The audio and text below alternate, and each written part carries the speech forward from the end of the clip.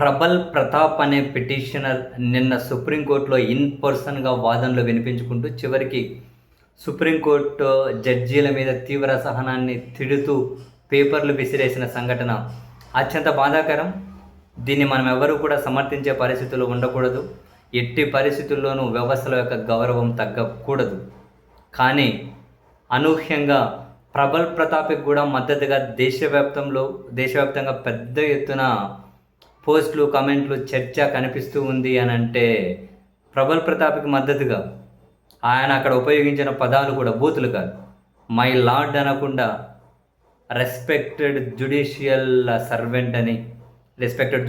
Servant అని ఈ విధంగా ఆయన వ్యక్తం చేసిన అసహనం, దీని అన్నింటినీ ఇప్పుడు తనకు మద్దతు పలుకుతున్న వాళ్ళు మాత్రం ప్రజలు కింది స్థాయిలో పోలీసుల మీద, ప్రభుత్వాల మీద, అధికారుల మీద నమ్మకం కోల్పోయినప్పుడు చివరికి న్యాయస్థానాల వైపు చూస్తూ ఉన్నారని, కానీ ఆ న్యాయస్థానాల్లో కూడా న్యాయం జరగనప్పుడు, న్యాయస్థానాల్లో కూడా న్యాయం అనేది చాలా దీర్ఘకాలంగా వాయిదా పడుతూ వెళ్ళినప్పుడు అక్కడ న్యాయవాదుల ఫీజులు భరించలేక, వాయిదాలకు తిరగలేక, కోర్టులలో న్యాయం దక్కక, కోర్టుల మీద నిరాశ, కోర్టుల మీద విశ్వాసం కోల్పోవడం, సో ఒక రకంగా పవర్లెస్నెస్లో నుంచి వచ్చే ఒక అసంతృప్తి, ఆవేశం ఇప్పుడు ప్రబల్ ప్రతాప్ లాంటి వాళ్ళు ఈ విధంగా బయటకు వెళ్ళగక్కుతున్నారు అని చెప్పి తనకు మద్దతు పలుకుతున్న వాళ్ళు చర్చిస్తున్నటువంటి అంశాలు.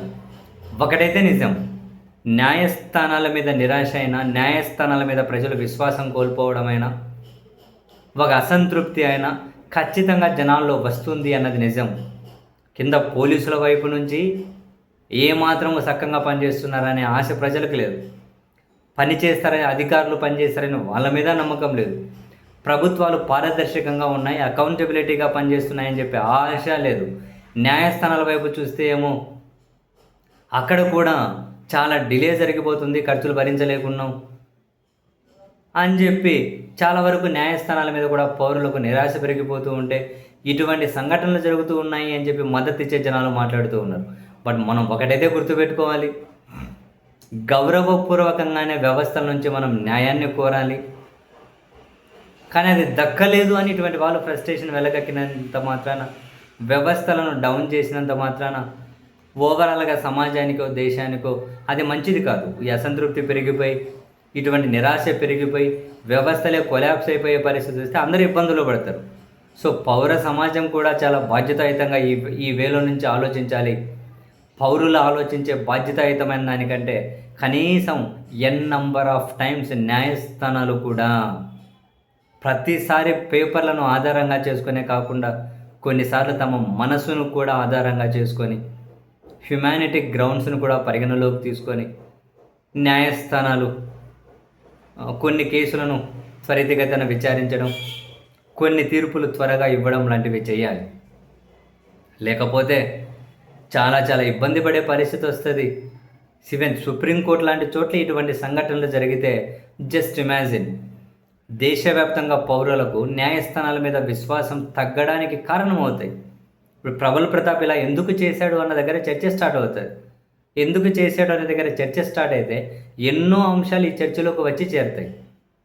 పోలీసుల పనితీరు వస్తుంది, అధికారుల పనితీరు వస్తుంది, ప్రభుత్వాల పనితీరు వస్తుంది, జడ్జీల పనితీరు వస్తుంది, వ్యవస్థల పనితీరు వస్తుంది, న్యాయస్థానాల పనితీరు వస్తుంది.